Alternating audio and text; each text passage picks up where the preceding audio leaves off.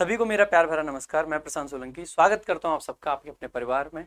मेरे भाई, आज हम देने जा रहे हैं आप लोगों को एक बहुत शानदार वीडियो। एनडीए 2 2024 का जो आपका पेपर हुआ है उसकी कंप्लीट सोल्यूशन वीडियो, सबसे सटीक आंसर की आपको मिलने वाली है। इंग्लिश के पूरे 50 के 50 क्वेश्चंस का आपका हम एनालिसिस कराने वाले हैं। तो शुरू से लेकर लास्ट तक वीडियो को देखिएगा और जल्दी से वीडियो को लाइक भी कर दीजिएगा, क्योंकि इस वीडियो के बाद में आपको मिलने वाली है सीडीएस की भी कंप्लीट एनालिसिस की वीडियो, जिसमें सीडीएस जो कि बहुत अच्छे लेवल का एक पेपर पूछा गया है उसको हम अच्छे से एनालाइज आपका करवाएंगे। So without wasting any time शुरुआत करेंगे क्लास की। बट क्लास को शुरू करने से पहले ही आपको बता दूं, एक 12 घंटे की मैराथन रैंकर्स गुरुकुल पे हमने आपके लिए दी है। वो मैराथन जरूर जाके देखें, लिंक आपको डिस्क्रिप्शन में मिल जाएगा। और इस मैराथन से आप जल्दी जल्दी रिवीजन कर सकते हैं, और जल्दी जल्दी रिवीजन की बात हो और इंग्लिश फॉर्मूला बुक की बात ना आए, ऐसा हो ही नहीं सकता है। एक बहुत शानदार, एक बहुत प्यारी सी किताब इंग्लिश फॉर्मूला बुक, जिसको पॉकेट रॉकेट नाम से हमने लॉन्च किया है।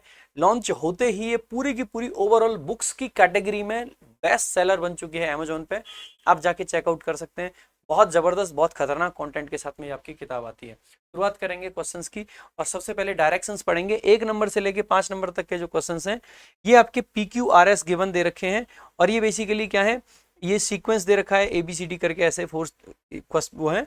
तो ये सेंटेंस जंबल के जो क्वेश्चन आपके आते हैं एनडीए में, वो क्वेश्चंस हैं। एक बार क्वेश्चंस देखेंगे। ऐसे क्वेश्चंस को आप चुटकियों में कर सकते हैं। PQRS को लेके आपको कुछ टिप्स एंड ट्रिक्स सीखनी होती है, जिनकी मदद से आप कोई भी क्वेश्चन चुटकियों में निपटा सकते हैं, सेकंड्स में निपटा सकते हैं। तो कैसे कर सकते हैं? सबसे पहले आपको क्या करना है, जो पार्ट्स आपके सामने गिवन है ऑप्शंस की मदद लेते हुए, बस ये देखना है किस पार्ट पे आप एंड नहीं कर सकते हैं। उसके बाद में कुछ ऑप्शंस एलिमिनेट हो या ना हो, फिर ये देखना है कि क्या आपके मैंडेटरी पेयर हो सकते हैं।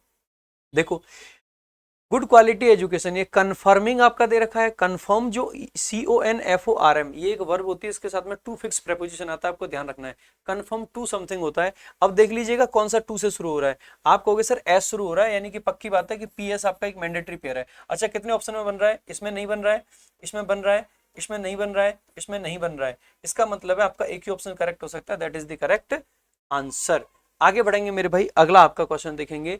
The conflicts and disputes in their mind, music and the burden on child and the young but also एलिविएट्स।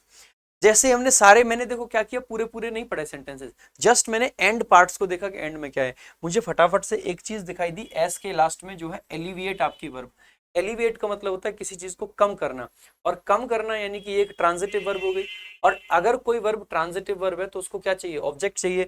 इसका मतलब है एस पे एंड नहीं होगा, इसके लिए ऑब्जेक्ट चाहिए। इसीलिए एस से एंड होने वाले 2 ऑप्शन हमने एलिमिनेट कर दिए। अब यहीं से हम ये भी हिंट ले सकते हैं कि इसका पेयर क्या बनेगा। क्या एस के बाद में आप ऑन लगा सकते हो? आप कहोगे नहीं लगा सकते।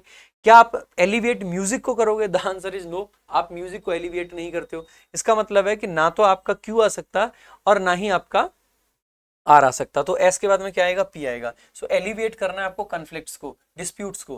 तो हम आसानी से कह सकते हैं कि एस का जो मैंडेटरी पेयर है वो पी बनेगा। आपका यहाँ पे एस पी है, यहाँ पे पी एस है, तो पी एस नहीं सर, आपको एस पी बनाना है, इसीलिए करेक्ट आंसर हो जाएगा ऑप्शन ए। नेक्स्ट देखेंगे, अगला आपका क्वेश्चन है। देखो, सबसे पहले देखेंगे एंड कहाँ पे कर सकते हैं और कहाँ पे नहीं कर सकते हैं। तो जल्दी जल्दी एक बार फटाफट से नजर घुमाई हमने। By a dome shaped, dome shaped क्या? डोम शेप्ड आपका क्या है? एडजेक्टिव है। एडजेक्टिव को हमेशा और हमेशा नाउन चाहिए। हमेशा और हमेशा अगर नाउन चाहिए, इसका मतलब सिंपल सा ये है कि आपको नाउन, ऐसा सेंटेंस ढूंढना है जिसके शुरुआत में नाउन हो और कोई आर्टिकल वगैरह ना हो। तो देखो, अंटार्कटिका को तो ये नहीं कहोगे कि डोम शेप्ड है, ये तो नहीं बन सकता है, यानी कि पी के बाद में आपका क्यू नहीं आएगा, नियरली वाला आर नहीं आएगा। लेकिन आई सीट आप कह सकते हो, डोम शेप्ड आई सीट, यानी कि पक्की बात है कि पी के बाद में पेयर बनेगा एस का। कितने ऑप्शन में बन रखा है? पी एस यहाँ पे है, यहाँ पे नहीं है, यहाँ पे नहीं है, यहाँ पे आपका नहीं है, एक ही ऑप्शन है, that is the correct answer. आप में से कुछ लोगों को लग भी रहा होगा कि सर इतनी जल्दी कर कैसे पा रहे हैं आप। ये ट्रिक्स और टिप्स हमें कहाँ मिल सकती हैं? तो आप लोगों के लिए एक मैराथन लेके आ रहे हैं हम PQRS की रैंकर्स गुरुकुल पे। 3 सितंबर रात 10 बजे आपकी मैराथन होगी, तो जरूर आप उस मैराथन को देखिएगा। आपको इस तरीके से क्वेश्चंस करना मैं वहां पे आसानी से सिखा दूंगा। अगर आप थ्योरी अच्छे से और पढ़ना चाहते हैं तो हमारी एक किताब है कॉम्प्रिहेंशन क्रांति, आप उससे पढ़ सकते हैं। बैचेस की मदद से पढ़ना चाहते हैं तो इंग्लिश VOD बैच में ये सब थ्योरी मैंने करा रखी है कि आपको क्या देखना है क्या नहीं। सो RJ विक्रमजीत ऐप से आप इंग्लिश का VOD बैच चेकआउट कर सकते हैं 699 में, लाइफ टाइम वैलिडिटी के साथ। अगला आपका क्वेश्चन देखेंगे, जल्दी क्विक आंसर आने जाने चाहिए। देखो भाई, जैसे जैसे हम देखते हैं एडवांस्ड इकोनॉमीज छोड़ देंगे, नहीं समझ आएगा ज्यादा, तो इन प्रेपोजिशन पर खत्म नहीं कर सकते, क्यू पे एंड नहीं करेंगे। इसके अलावा द फैक्ट दे दिया। अच्छा ध्यान देंगे, ये जो द फैक्ट आता है ना, द फैक्ट के साथ में पक्की बात है दैट कंजंक्शन आया करता है। कंजंक्शन ढूंढ लीजिए, द फैक्ट के बाद में दैट से शुरू होने वाला कौन सा पार्ट है। आप कहोगे सर क्यू दैट से शुरू हो रहा है, यानी कि समझ जाइएगा कि आर के जस्ट बाद में आपका क्या आ जाएगा, क्यू आ जाएगा। आर क्यू का पेयर ढूंढ लीजिए, ये क्यू आ रहा है ये नहीं बनेगा, ये क्यू आ रहा है ये नहीं बनेगा, ये आपका आर क्यू है ये बन सकता है, ये क्यू आ रहा है ये नहीं बनेगा। एस ये वाला ऑप्शन आपका करेक्ट आंसर हो जाएगा। सो आर क्यू के साथ में पेयर बना के आप आसानी से आंसर को मार्क कर सकते थे। ठीक है, आगे चलेंगे। अगला आपका क्वेश्चन है, जैसे ही आप देखेंगे एक एक सेंट जल्दी जल्दी स्कैनिंग आपको करनी होती है, स्कैनिंग करेंगे जल्दी जल्दी से। थर्ड लार्जेस्ट, थर्ड लार्जेस्ट क्या, थर्ड लार्जेस्ट क्या बताओ भाई, नाउन तो बतानी पड़ेगी ना भाई, सिर्फ एडजेक्टिव पे छोड़ दोगे क्या, नाउन लगाओ। नाउन देखिए इसका मतलब है एस पे एंड नहीं होगा, एस पे एंड नहीं होगा, इसका मतलब है तीन option eliminate, A is the correct answer. आगे चलेंगे अगले क्वेश्चन की तरफ। आगे भाई अगला आपका देखो, ये कितनी जल्दी से हमने फटाफट से 5 क्वेश्चन आपके निपटा दिए। अब देखते हैं अगला आपका जो डायरेक्शन है, एक वर्ड को अंडरलाइन कर रखा है, आपको ये बताना है कि वो वर्ड बेसिकली किस कैटेगरी से बिलोंग करता है, यानी कि पार्ट ऑफ स्पीच आपसे पूछे गए हैं। एक है adults are the only poisonous snakes. भाई आर आपकी वर्ब है, इसके पहले सब्जेक्ट है, सब्जेक्ट में नाउन प्रोनाउन आया करते हैं, इसका मतलब noun is the correct answer. Next चलेंगे अगले आपके क्वेश्चन की तरफ। जैसे ही देखोगे she spoke to him once since he has been in town, जैसे ही आप देखोगे आप आसानी से एक चीज कह सकते हो कि सर सिंस जो है आपका क्या है, एक कंजंक्शन है। क्यों है, क्योंकि दो क्लॉजेस को जोड़ रहा है, दो क्लॉजेस को जोड़ने वाले शब्द को कंजंक्शन कहते हैं। एक जगह वर्ब ये रही और एक जगह वर्ब ये रही, दो जगह वर्ब है यानी दो क्लॉज है, दो क्लॉज है तो कंजंक्शन मैंडेटरी है। आगे आप देखोगे I don't really want to go besides it is too late now, now last में आया मेरे भाई, सिंपल सी बात है टाइम बता रहा है, एडवर्ब ऑफ टाइम बन जाएगा। कुछ बच्चों को डाउट हो सकता है प्रेपोजिशन कंजंक्शन क्यों नहीं, प्रेपोजिशन हमेशा ऑब्जेक्ट लेगा यानी नाउन उसके बाद आएगा, कंजंक्शन हमेशा अपने बाद में क्लॉज लेगा। तो यहाँ पे ना तो नाउन है ना क्लॉज है, एडजेक्टिव नाउन के लिए आता है, नाउ किसी नाउन को डिफाइन नहीं कर रहा। आगे देखेंगे लुक एट दैट मैन, भाई मैन आपका नाउन है, नाउन के पहले ये जो आया distributive determiner sorry demonstrative determiner है आपका। सो आप कह दोगे देखो नाउन के पहले एडवर्ब नहीं आते, कंजंक्शन नहीं आते हैं, आर्टिकल आपके आ सकते हैं लेकिन आर्टिकल ए एन द तीन ही होते हैं। So determiner is the correct answer. आगे देखेंगे अगला आपका क्वेश्चन है, the plane is ready for take off. आप में से बहुत सारे बच्चों ने सुना होगा कि टेक ऑफ करने का मतलब होता है प्लेन का उड़ना, बट मेरे भाई द प्लेन आपका सब्जेक्ट है, इज आपकी वर्ब है, रेडी एक एडजेक्टिव फॉर प्रेपोजिशन है। प्रेपोजिशन के बाद में हम वर्ब का नहीं आपके ऑब्जेक्ट का प्रयोग करते हैं, और ऑब्जेक्ट के फॉर्म में आप नाउन लगा सकते हो, प्रोनाउन लगा सकते हो, लेकिन वर्ब नहीं। तो कंजंक्शन वर्ब और जीरंड, अब देखो जीरंड इसको इसलिए नहीं मान सकते क्योंकि टेकिंग नहीं है, टेकिंग होता तो जीरंड मान सकते थे, तो नाउन आपका करेक्ट आंसर हो जाएगा। टेक ऑफ वर्ब और नाउन दोनों होता है। आगे देखेंगे अगला आपका 11 नंबर से लेके 15 नंबर तक के अगर डायरेक्शन देखोगे तो क्या है, बेसिकली ग्रुप ऑफ वर्ड्स दे रखे हैं, आपको बताना है बेसिकली उसके लिए एक ईडियम होगा, या तो ये अपोजिट मीनिंग बताया, सॉरी ठीक है, opposite in the meaning to the underlined word, underlined word के अपोजिट मीनिंग पूछा है। सो देखो fallible, all human beings are fallible, fallible का मतलब है जिनके साथ में धोखा हो सकता है, जिनके साथ में कोई भी चीज हो सकती है, ठीक है। सो जो फेल कर सकते हैं, तो एंटोनिम क्या बनेगा, जो फेल नहीं कर सकते हैं, इसका मतलब है देखो फ्रेल का मतलब होता है कमजोर, वीक, एरिंग जो एरर करते, मॉर्टल तो ह्यूमन बींग्स को बोला जाता है, यानी कि ये परफेक्ट आपका करेक्ट एंटोनिम बनेगा। आगे देखेंगे अगला आपका क्वेश्चन है वेग, वेग का मतलब होता है धुंधला, अनक्लियर। तो आप देखोगे ऑब्सक्योर और आपका ये है प्रिसाइज, प्रिसाइज का मतलब क्या होता है, जो एकदम सटीक हो, तो प्रिसाइज आपका करेक्ट एंटोनिम बन जाएगा। आइडेंटिकल का मतलब होता है सेम, इससे कोई लेना देना है नहीं। इम्परसेप्टिबल का मतलब होता है जिसको आप ढंग से परसीव ना कर पाओ, तो ये तो सिनोनिम की कैटेगरी में आ जाएगा, तो ये भी नहीं होगा। आगे देखेंगे अगला आपका क्वेश्चन है कॉन्सेंसियसली सी परफॉर्म्ड ऑल हर ड्यूटीज, कॉन्सेंसियसली का मतलब है पूरे दिल से, पूरे दिल से यानी कि पूरी आप सावधानी के साथ में, तो इसको ऐसे लगा देंगे केयरलेसली, एंटोनिम बन जाएगा। एसिडस बहुत मेहनती होता है, पेंस टेकिंग भी मेहनती होता है, स्क्रूप्लस भी वही होता है, ठीक है। आगे देखेंगे नेक्स्ट आपका वर्ड है इंसिडेंटल, इंसिडेंटल का मतलब है जो चीज ना नेसेसरी नहीं है, ये जो रिस्क है जरूरी नहीं है कि ऐसा कुछ होगा, लेकिन बाई चांस ऐसा हो सकता है। इंसिडेंट का मतलब होता है बाई चांस। अब देखो इसमें देखेंगे एडवांटेजेस तो नहीं होगा मेरे भाई, इसके अलावा सब्सिडियरी भी नहीं होगा, ठीक है। इसके अलावा आपका सेरेंडिपिटस का मतलब हो जाता है कोई चीज जो बाई लक हो जाए, इसका मतलब है एसेंशियल आपका करेक्ट आंसर हो जाएगा। Essential is the correct answer. पढ़ेंगे अगले क्वेश्चन की तरफ। 15 नंबर आपका क्वेश्चन है she has always been disdainful of poor children people. Disdainful के का मतलब होता है वो डांट फटकारना, किसी से हार्श बिहेवियर रखना। तो देखो डेरिसिव का भी वही मतलब होता है, डेरिसिव का भी, सुपरसीलियस भी वही होता है, इंसोलेंट का मतलब भी इम्पूडेंट, इंसोलेंट, इम्पर्टिनेंट यही होते हैं, ठीक है। रेवरेंशियल का मतलब होता है रिवियर करने का मतलब होता है किसी को बहुत ज्यादा सम्मान देना, पूजा करना, तो ये आपका करेक्ट आंसर ए हो जाएगा। आगे देखेंगे 21 से लेके 25 तक आपको क्या बताना है, बेसिकली मीनिंग बताना है अंडरलाइन वर्ड का, और मतलब नियरेस्ट मीनिंग पूछा है, यानी कि सिनोनिम पूछा जा रहा है बेसिकली। आगे देखेंगे तो एक बार कॉशंड का मतलब होता है किसी को वार्निंग देना, किसी को क्वेश्चन किया यानी कि वार्निंग दी है, तो बेसिकली रीजन नहीं होगा, एडमिटेड नहीं होगा, रिफ्यूज नहीं होगा, वारंट आपका करेक्ट आंसर हो जाएगा। आगे देखेंगे मोनोटोनस। मोनोटोनस का मतलब होता है डल, बोरिंग, कोई चीज बहुत बोरिंग है, सो डल आपका करेक्ट आंसर हो जाएगा। डिस्टर्ब्ड, एंथुजियास्टिक, हैप्पी है इसके एंटोनिम में आ सकते हैं। डिस्टर्ब तो खैर एंटोनिम में भी नहीं आएगा, बाकी दोनों एंटोनिम में आ जाएंगे। आगे there are many elusive questions in philosophy. Elusive का मतलब है जिनके आंसर्स पॉसिबल नहीं है, जो लोगों को परेशान करते हैं, जो मिस्टीरियस है, ठीक है। सो क्लियर, पैरामाउंट, ट्रूथफुल, ये नहीं बनेंगे। बैफलिंग का मतलब होता है जो आपको परेशान करे, जो कंफ्यूजिंग हो। आगे देखेंगे अगला आपका क्वेश्चन है, cleaning this mess is a mammoth task. Mammoth का मतलब होता है बहुत बड़ा, ह्यूज। ह्यूज, तो ह्यूज आपका ऑप्शन दे ही रखा है, तो ऑप्शन आसानी हो गया। बाकी आसान वर्ड्स हैं, क्विक का मतलब जल्दी होता है, इजी का मतलब आसान होता है, इंटेलिजेंट का मतलब आपका जो तेज तर्रार होते हैं ना लोग, ज्ञानी, ठीक है, वो हो जाएगा इंटेलिजेंट। आगे देखेंगे the police department's image were tarnished after the high profile murder case. एक बार देखना कौन सा वर्ड अंडरलाइन है। हाँ, टर्निस्ड वर्ड बेसिकली अंडरलाइन है, ठीक है। तो पेपर में टर्निस्ड आपका अंडरलाइन वर्ड है, तो टर्निस का आपको सिनोनिम बताना है। एनहेंस्ड तो एंटोनिम बन जाएगा मेरे भाई, रीस्टोर्ड भी एंटोनिम होगा। असाइन करने का मतलब है किसी को कुछ काम वगैरह देना, तो tainted is the correct. Tainted का मतलब होता है कि कोई चीज आपकी खराब कर दी गई है, ठीक है, टर्निस्ड। नेक्स्ट देखेंगे आगे, 26 से लेके 35 नंबर तक के जो क्वेश्चंस हैं वो बेसिकली आपके क्या हैं, कंप्लीट द सेंटेंस, यानी कि क्लोज टेस्ट आता है इनके ना, सेंटेंस के फॉर्म में दे रहे होते हैं क्लोज टेस्ट को, इसको देख लेते हैं। तो क्लोज टेस्ट है, अच्छा ओके, सेंटेंस कंप्लीशन का क्वेश्चन है, नॉट क्लोज टेस्ट। और ये 26 से 35 यानी 10 क्वेश्चन है सेंटेंस कंप्लीशन के। जैसे प्रीति सजेस्ट, अगर इतना आपको दे दिया, इसके आगे सेंटेंस को कंप्लीट करना है। पहली बात है सजेस्ट आपका प्रेजेंट में है, तो इसके साथ में हैड नहीं आ सकता है। दूसरी बात, सजेस्ट वर्ब के साथ में हम सब्जेक्टिव मूड लगाया करते हैं, इसीलिए या तो शुड हेल्पिंग वर्ब आएगी या कोई हेल्पिंग वर्ब नहीं, सीधा वी1 आता है, इसीलिए कैन आपका बिल्कुल नहीं आ सकता है, ठीक है। इसके बाद में that I ask to your advice, भाई आस्क टू नहीं होता है, आस्क योर एडवाइस हो जाएगा। So Preeti suggest that I ask your advice, मैं आपकी एडवाइस सीख करूं, आस्क करूं, तो ये आपका करेक्ट आंसर क्या हो जाएगा, ये हो जाएगा, ठीक है। नेक्स्ट देखेंगे अगला आपका क्वेश्चन है, वी सॉ। वी सॉ आगे आपको बताना है कि क्या आएगा। द ओल्डर ऑफ ऑल नहीं लिख सकते क्योंकि ओल्डर आपका कंपैरेटिव डिग्री 2 के लिए आता है। ओल्ड ऑफ ऑल नहीं लिखेंगे, सुपरलेटिव चाहिए। The oldest monument in the city लिख सकते हैं, ठीक है।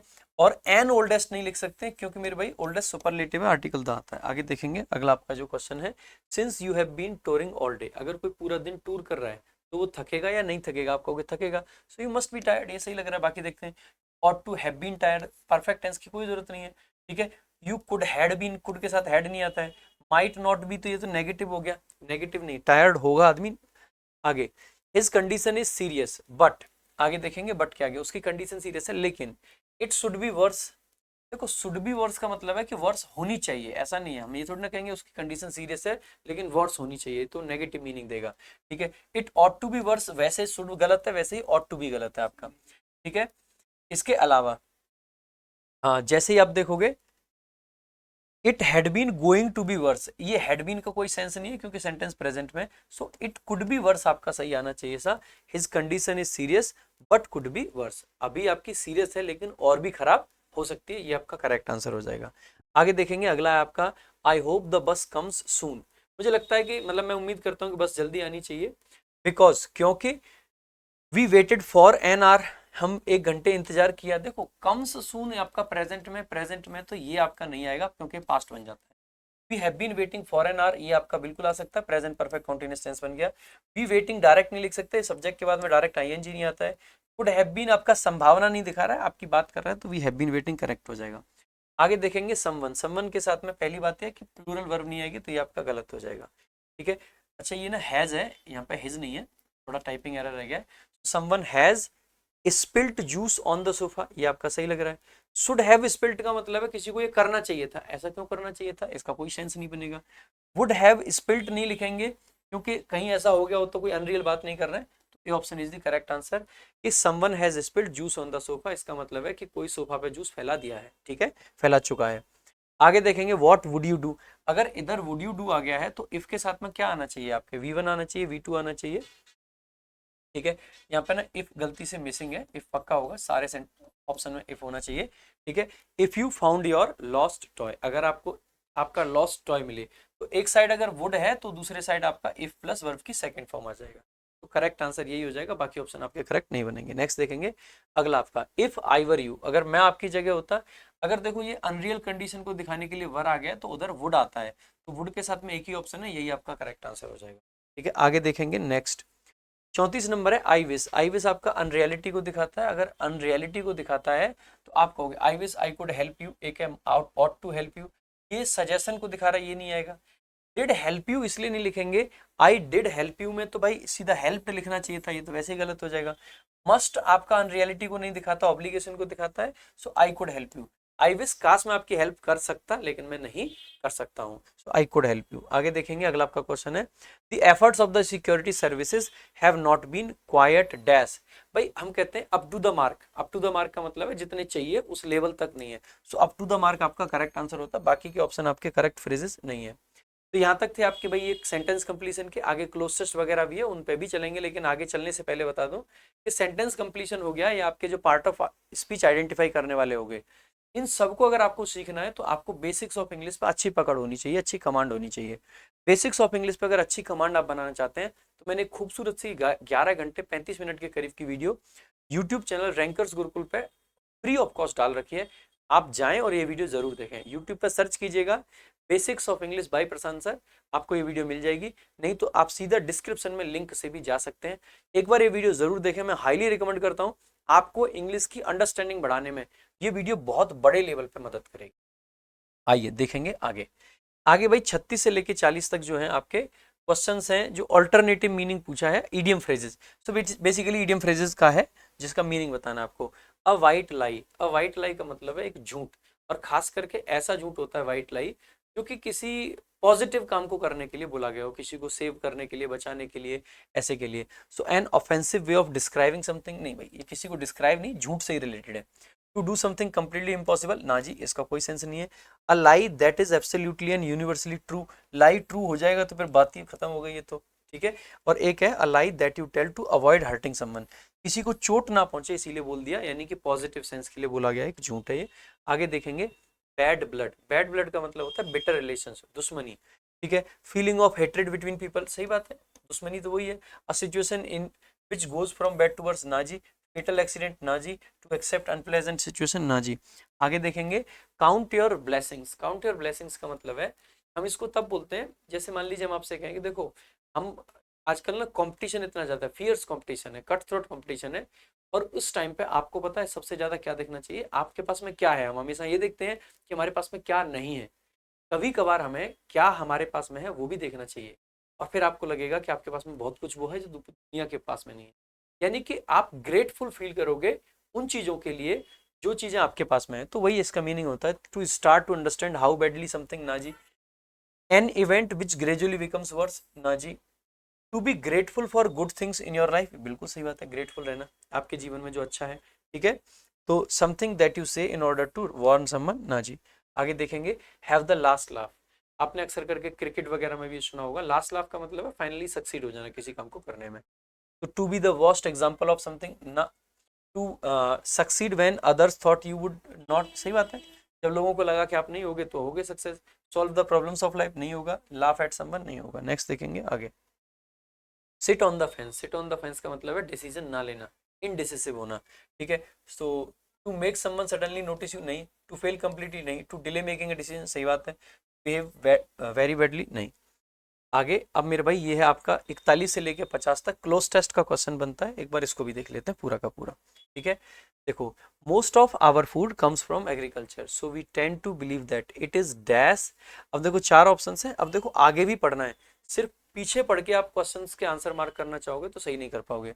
तो देखो हमें लगता है कि ज्यादातर फूड जो एग्रीकल्चर से आता है, तो हम ये बिलीव करने में लग जाते हैं कि दैट इट इज डैश। ये क्या है, डिपेंडेंट है, इंडिपेंडेंट है, किस चीज का, नेचुरल बायोटा। जो नेचुरल बायोटा है यानी कि उसमें जो एनिमल फैट वगैरह वो नहीं होता है, ठीक है, हम ये कहना चाह रहे हैं, ठीक है।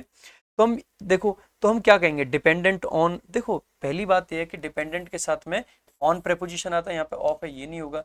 रेलेवेंट टू होता है, कॉन्सिक्वेंट भी नहीं होगा। आपका क्या हो जाएगा, इंडिपेंडेंट ऑफ। इंडिपेंडेंट के साथ ऑफ आता है तो इंडिपेंडेंट ऑफ नेचुरल बायोटा, उससे इंडिपेंडेंट होगा। लेकिन ऐसा ट्रू नहीं है, दिस इज नॉट ट्रू, ये ट्रू नहीं है। क्यों ट्रू नहीं है, इन नेचर द डैश या क्या होगा, एक बार आगे देखना पड़ेगा। प्लांट्स एंड एनिमल्स, देखो एंड आ रखा है, दो चीजें, दो चीजों को एंड से जोड़ रखा है, तो किससे कनेक्ट करते हैं, बोथ से कनेक्ट करते हैं। So both the plants and animals dash. अब देखो दोनों की बात कर रहे हैं, एक तो सेंटेंस को सबसे पहले ये समझो कि प्रेजेंट में चल रहा है। अगर प्रेजेंट में चल रहा है तो हैड बीन आपका गलत हो जाएगा और विल भी आपका गलत हो जाएगा। अब देखेंगे कॉन्टिन्यूसली सब्जेक्टेड, सब्जेक्टेड तो पास्ट इंडेफिनिट टेंस बन गया क्योंकि कोई और वर्ब तो आई नहीं है, ठीक है। अब देखो ये दोनों ऑप्शन सेम हो रहे हैं, आई गेस इन दोनों ऑप्शन में कुछ ना कुछ चेंजेस होंगे। एक बार पेपर मेरे हाथ में दे दो, एक बार पेपर मेरे हाथ में दे दो, ठीक है। तो ये पेपर मेरे हाथ में ही है जो लड़का देखा है, ठीक है। तो एक बार देख लेते हैं इसमें क्या दे रखा है सारे ऑप्शंस में। तो देखो ये जो लास्ट ऑप्शन है ना, एक्चुअली में इसमें आर कॉन्टिन्यूसली सब्जेक्टेड है, यहाँ पे आर भी लगा रखा है। तो थोड़ा जल्दी जल्दी में हमने पीपीटी को प्रिपेयर किया तो ये रह गया है। तो जैसे ही आप इसको देखोगे सब्जेक्टेड टू को, तो सब्जेक्टेड वाले को देखते ही, तो ये तो देखो आर अगर नहीं लगा रखा है तो पास चला जाएगा, पास चला जाएगा तो गलत हो जाएगा क्योंकि प्रेजेंट में जा रहे हैं, तो एक ही ऑप्शन प्रेजेंट में, यही आपका करेक्ट आंसर हो जाएगा। So are subject to the rigours of natural selection. So natural selection के लिए सब्जेक्टेड है वो। अब नेचुरल सिलेक्शन की क्या बात करी गई है, और नेचुरल सिलेक्शन में कहा गया कि ओनली द फिटेस्ट सर्वाइव। एक ऐसा नेचुरल सिलेक्शन में सिर्फ जो फिटेस्ट होते हैं वो सर्वाइव करते हैं।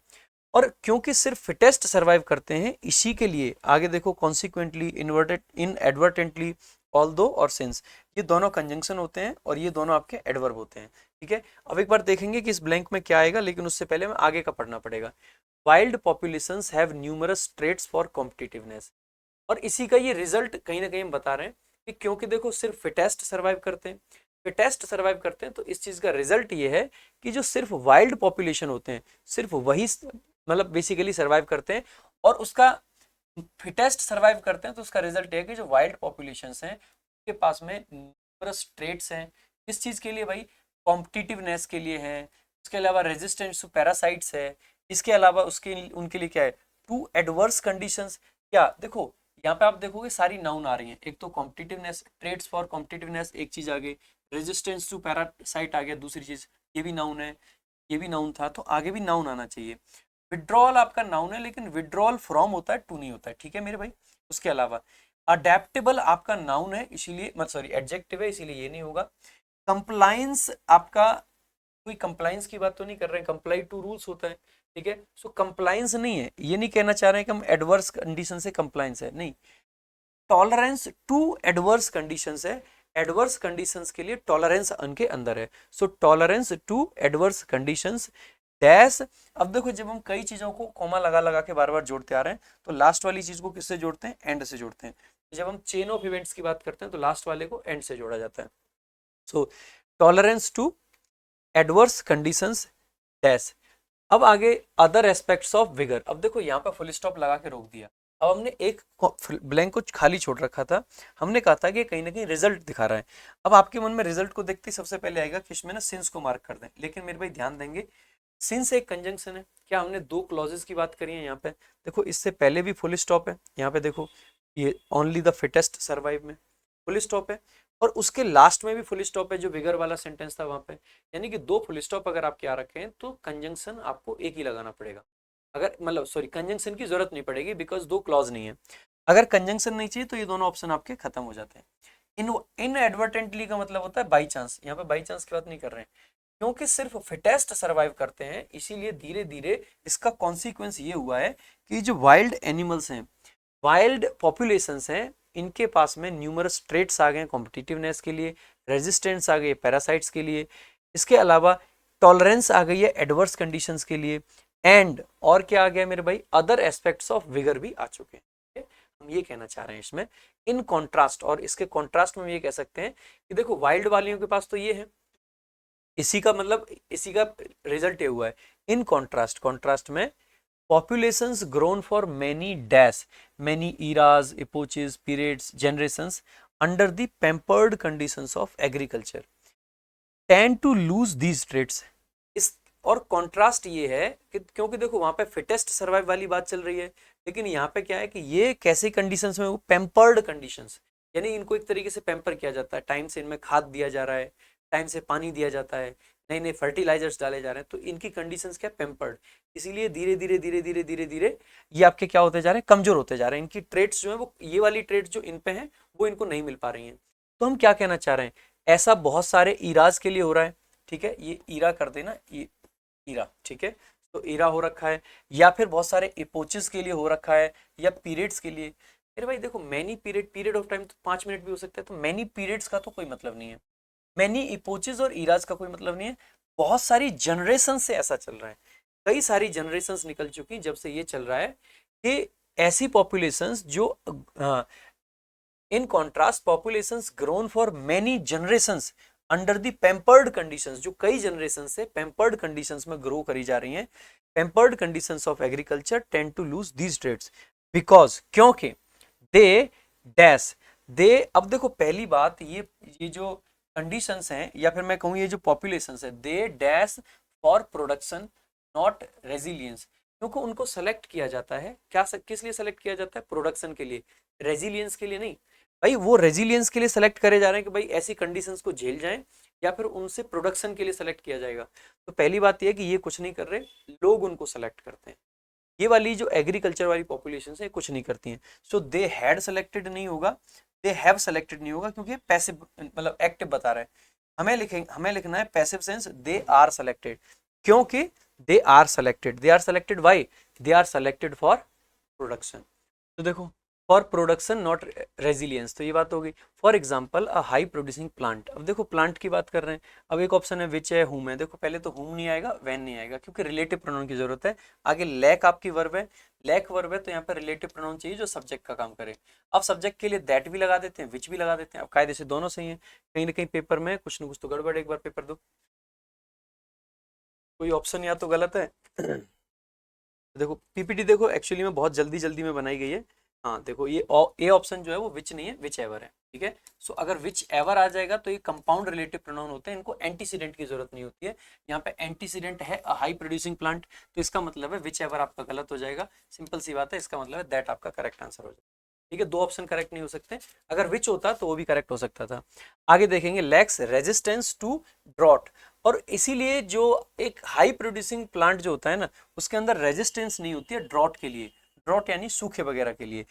इज इरिगेटेड होगा या हीटेड होगा, सॉवर्ड होगा या डेजर्टेड होगा, and the resistance to drought is ignored. यानी कि मान लीजिए, इसका एग्जांपल देके बताया जा रहा है कि एक ऐसा प्लांट है जिसके अंदर रेजिस्टेंस नहीं है सूखे के लिए, तो क्या उस प्लांट को हम कभी भी उगाएंगे नहीं? नहीं मेरे भाई, उसको इरिगेट किया जाता है, उगाया जाता है। क्यों? क्योंकि उसकी जो रेजिस्टेंस है उसको इग्नोर मार दिया जाता है। तो उसकी जो ड्रॉट की रेजिस्टेंस है उसको इग्नोर करके उसको क्या किया जाएगा, सॉवर किया जाता है, डेजर्ट किया जाता है, या इरिगेट किया जाता है।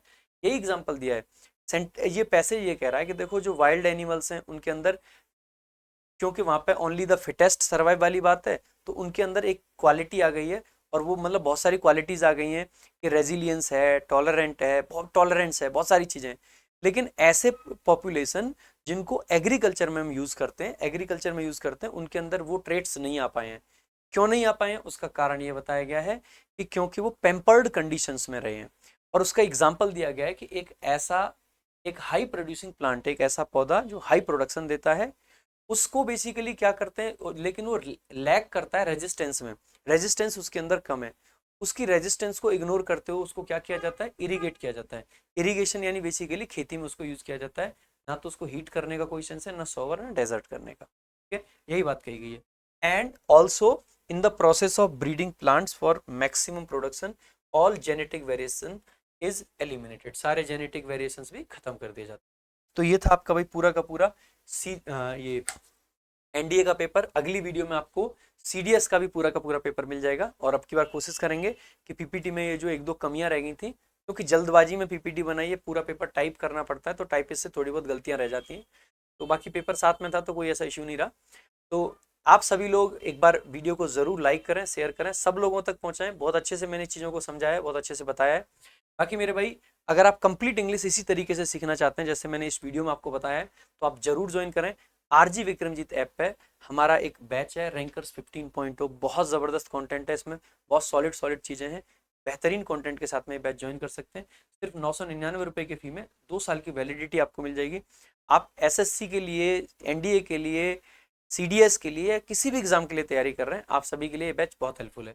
बाकी अगर आप सभी सब्जेक्ट की एक साथ तैयारी करना चाहते हैं तो मेरे भाई आपको कॉम्बो बैच लेना चाहिए। कॉम्बो बैच में हमारे सारे टीचर्स होते हैं, सारे सब्जेक्ट होते हैं।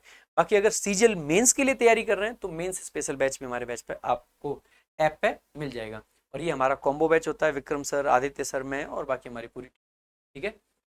जो बच्चे बुक्स चेकआउट करना चाहते हैं तो हमारी एक किताब आती है, बड़ी खास किताब है, इंग्लिश रामायण।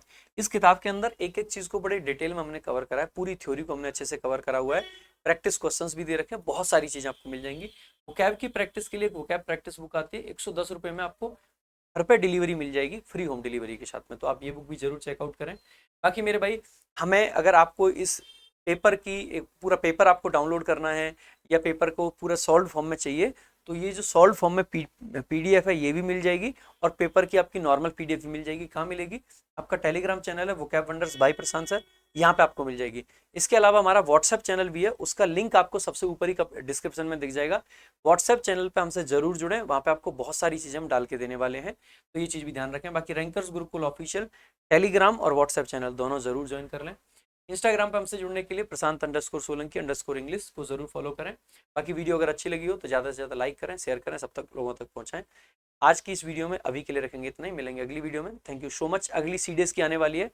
जय हिंद, जय भारत।